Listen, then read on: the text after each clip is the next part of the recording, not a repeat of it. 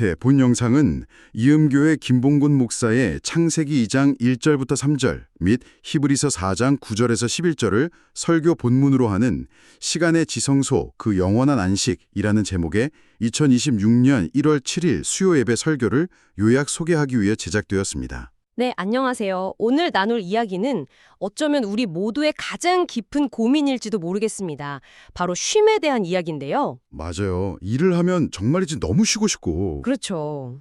근데 막상 쉬면 불안하고 우울해지는 그 마음, 정말 너무 공감되더라고요. 네, 이게 정말 끝이 없는 쳇바퀴 같잖아요.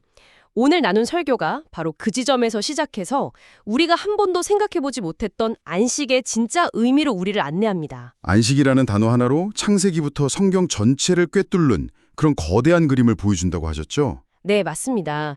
단순히 주말 잘 쉬세요 이런 차원의 이야기가 절대 아니고요. 나는 왜 쉬어도 불안할까? 이 질문이 결국 나는 누구인가? 라는 질문과 어떻게 연결되는지 아마 발견하게 되실 겁니다. 와, 쉬는 법에 대한 고민이 내 정체성에 대한 질문까지 간다니 정말 기대되네요. 그럼 바로 한번 시작해 볼까요? 좋습니다. 설교가 정확히 그 지점, 그러니까 현대인의 모순적인 고통을 짚으면서 시작해요. 일할 땐 정말 다 그만두고 싶다 노래를 부르는데 네네. 막상 휴가가 주어지거나 일을 그만두면 더 큰 불안에 빠지는 경험이요. 그렇죠. 일종의 번아웃과 보호아웃, 그 사이를 계속 왔다 갔다 하는 거죠. 설교에서는 이게 단순히 사회가 너무 경쟁적이라서 스트레스가 많아서 그런 것만은 아니라고 봐요. 더 깊은 원인이 있다는 거군요. 네, 훨씬 더 깊은 뿌리가 있다는 거죠.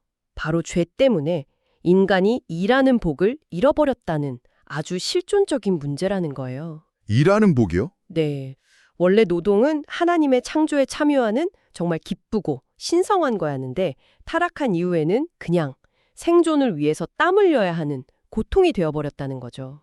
그러면서도 또 일을 안 하면 내 존재 가치가 막 사라지는 것 같고. 맞아요. 바로 그거예요. 설교에서 목사님 개인 경험을 이야기하시는 부분이 참 인상 깊었어요. 일할 때보다 오히려 쉬는 동안 마음이 훨씬 더 힘들었다는 고백이요. 저도 비슷한 경험이 있어서 그런지 그게 확 와닿더라고요. 많은 분들이 공감하실 거예요. 그래서 설교에서도 지적하듯이 누군가에게 평생 아무 일도 하지 말고 그냥 쉬세요라고 말하는 게 어쩌면 축복이 아니라 가장 끔찍한 저주가 될 수도 있다는 거죠. 존재의 의미를 박탈하는 말이니까요. 네. 바로 이 지점에서 설교는 아주 근본적인 질문을 던져요. 그렇다면 하나님이 원래 우리에게 의도하신 진짜 삶, 진짜 쉼은 대체 무엇이었을까? 그리고 그 답을 찾기 위해서 모든 것의 시작, 창세기 1장으로 돌아가는 거고요. 맞습니다. 보통 창조 이야기하면 당연히 여섯째 날, 하나님의 형상대로 인간을 만드신 그날이 클라이막스라고 생각하잖아요. 네, 대부분 그렇게 알고 있죠. 근데 이 설교는 그 통념을 완전히 뒤집어 버려요. 창조의 진짜 정점은 인간 창조가 아니라 일곱째 날 안식일이었다는 거예요. 솔직히 이건 좀 충격이었어요. 그렇죠. 아무것도 만들지 않은 날이 어떻게 창조의 완성이자 클라이맥스가 될 수 있는가 아주 중요한 질문이에요. 네. 그게 바로 이 설교의 핵심 통찰이거든요. 창세기 2장을 보면 하나님께서 엿새 동안의 모든 창조를 마치시고 일곱째 날에 복을 주시고 거룩하게 하셨다고 나와요. 다른 날에는 없었던. 네, 다른 어떤 날에도 없었던 특별한 의미, 바로 복과 거룩함을 그날에만 부여하신 거죠. 왜 하필 그날이었을까요? 설교는 그 이유를 이렇게 설명해요. 엿새 동안은 창조주 하나님 홀로 일하셨지만 일곱째 날은 비로소 당신이 사랑으로 지은 피조물, 바로 인간과 함께 교제하며 쉼을 누리는 첫날이기 때문이라는 거예요. 창조의 목적이 단순히 세상을 만드는 데 그치는 게 아니라 그 무대 위에서 사랑하는 존재와 깊은 관계를 맺는 것, 거기에 있었던 거죠. 이제 좀 알 것 같아요. 그러니까 건물을 다 지은 여섯째 날에 공사가 끝난 게 아니라 집주인이랑 손님이 함께 그 집에서 파티를 시작하는 일곱째 날에야 비로소 진짜 완성이 되었다. 이런 의미군요. 정확합니다. 관계의 시작이 창조의 진짜 클라이맥스였던 거죠. 그래서 설교에서 유대 신학자 아브라함 헤셸의 말을 인용해서 안식일은 시간의 지성소라는 개념을 소개해요. 시간의 지성소요? 와, 표현이 정말 아름답네요. 그렇죠. 우리는 보통 성전이나 교회처럼 거룩한 공간에 익숙한데 하나님은 눈에 보이지 않는 거룩한 시간 속에서도 우리를 만나기 원하신다는 거예요. 그럼 여기서 또 질문이 생겨요. 하나님이 안식하셨다, 즉 쉬셨다는 말의 의미도 우리가 생각하는 거랑은 좀 다를 것 같아요. 전능하신 분이 피곤해서 쉬셨을 리는 없잖아요. 네, 바로 그 부분을 짚어야 해요. 이사야서에도 나오듯이 하나님은 피곤하거나 곤비하지 않으신 분이거든요. 그렇죠. 설교는 고대 근동 문어의 배경을 통해서 이 안식이라는 단어의 진짜 의미를 파헤치는데 여기가 정말 소름 돋는 부분이에요. 뭔데요? 당시 신화에서 신이 안식한다는 말은요. 모든 혼란과 전쟁을 다 제압하고 자기 신전을 완성한 뒤에 왕좌에 앉아서 통치를 시작한다는 의미, 즉 좌정을 뜻했다고 해요. 잠깐만요. 그럼 하나님이 일곱째 날에 안식하셨다는 게 피곤해서 활동을 멈춘 게 아니라 네, 오히려 우주라는 거대한 성전의 건설을 마치시고 이제 그 보좌에 앉아서 왕으로서 온 세상을 다스리기 시작하셨다는 그런 장엄한 선포였다는 거네요. 바로 그겁니다. 우리가 알던 거랑 완전히 반대 의미인 거죠. 와, 이건 정말 패러다임이 바뀌는 이야기인데요. 네, 하나님의 쉼은 활동의 정지가 아니라 질서와 생명을 부여하는 통치의 시작이었던 거예요. 그리고 여기서 더 놀라운 역설이 발생해요. 어떤 역설이죠? 왕이신 하나님이 통치를 시작하시는 바로 그 순간이 우리 피조물에게는 참된 쉼의 시작이 된다는 사실이에요. 아, 우리가 그분의 완벽한 통치와 질서 아래 있을 때 비로소 모든 불안과 혼돈에서 벗어나서 진짜 평안과 안식을 누릴 수 있기 때문이죠. 하나님의 통치가 우리 안식이다? 와, 이 연결고리를 생각하니까 왜 우리가 그렇게 쉬지 못하고 불안해했는지 알 것 같아요. 그분의 통치에서 벗어나서 내가 내 삶의 왕이 되려고 발버둥 쳤기 때문이군요. 맞아요. 바로 그거예요. 그리고 그 우주적 성전 안에서도 하나님이 특별히 인간과 교제하기 위해 마련하신 장소가 바로 에덴 동산이었던 거고요. 그렇죠. 에덴 동산. 설교는 에덴 동산이 그냥 과일나무 많은 아름다운 정원이 아니라 하나님의 임재가 머무는 성산, 즉 최초의 지성소였다고 설명해요. 그럼 그곳에 있던 아담의 역할도 우리가 알던 거랑은 다르겠네요.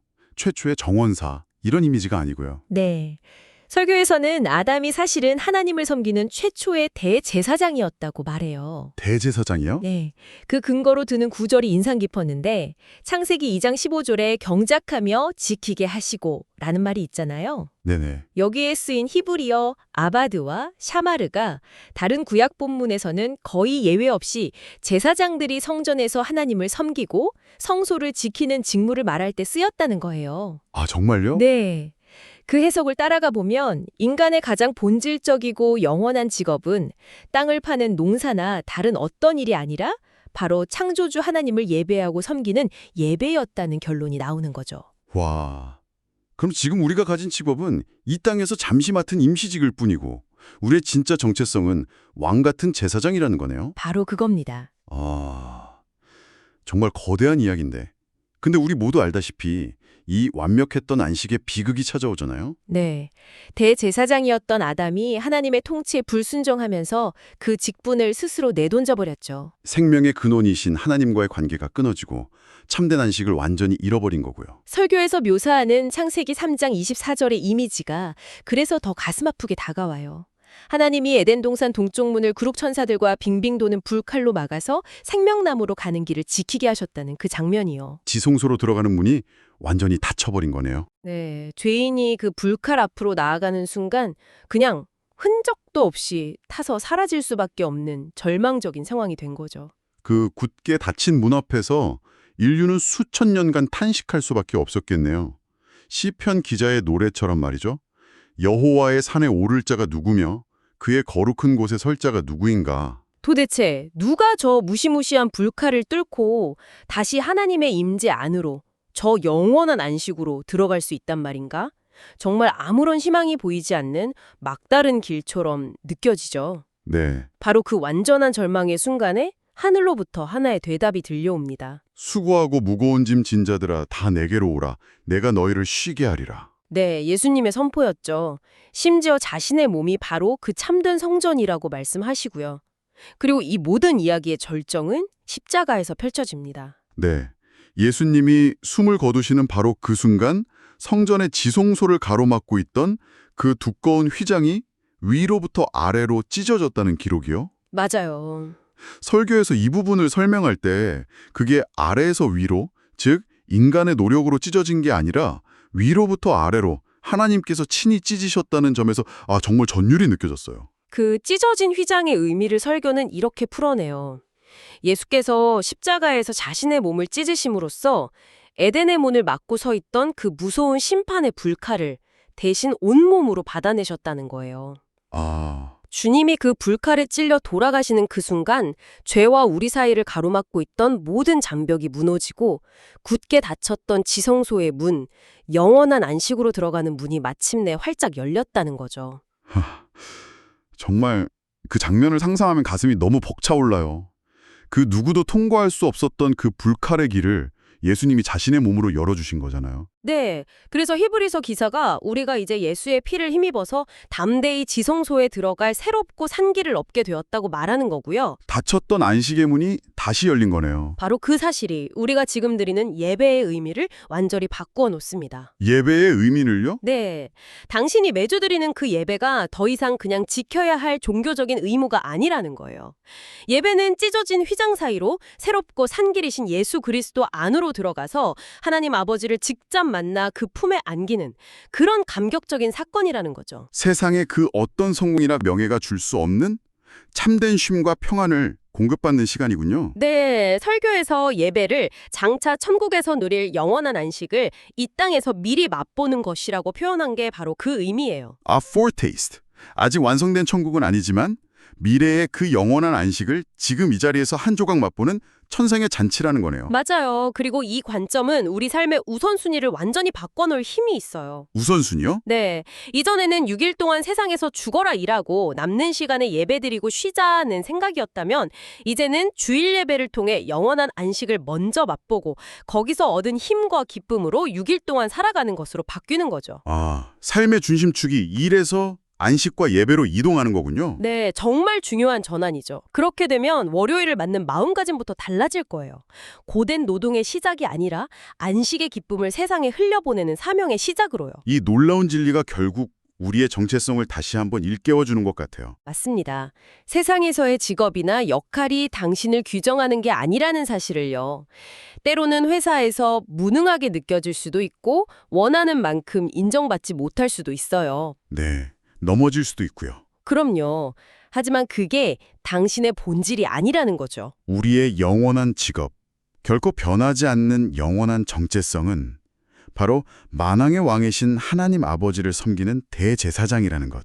베드로전서 말씀처럼요. 네, 이 고귀하고 흔들리지 않는 정체성을 기억한다면 세상의 평가나 상황에 따라 쉽게 기죽거나 좌절하지 않고 훨씬 더 당당하게 살아갈 힘을 얻게 될 겁니다. 결국 우리의 일터와 가정이 단지 돈을 벌기 위한 고된 노동의 현장이 아니라 대제사장인 내가 하나님을 예배하고 그분의 통치를 드러내는 거룩한 성소가 되는 거네요. 네, 당신의 삶 전체가 예배의 자리가 되는 거죠. 네, 오늘 정말 안식이라는 단어 하나에 이렇게 깊고 장엄한 이야기가 담겨 있는지 새롭게 깨닫는 시간이었습니다. 마지막으로 이 설교가 우리에게 던지는 이 질문을 나누면서 마무리하고 싶어요. 네, 좋습니다. 만약 당신의 일터와 가정을 그저 피곤한 노동의 현장이 아니라 하나님을 예배하는 거룩한 성소로 여긴다면 내일 당신의 삶은 어떻게 달라질까요? 이미 우리에게 임한 안식, 그리고 장차 완성될 그 영원한 안식, 그 사이를 살아가는 오늘 하루, 당신의 모든 순간이 삶의 예배자로 또 존귀한 대제사장으로 승리하는 하루가 되기를 진심으로 응원하겠습니다.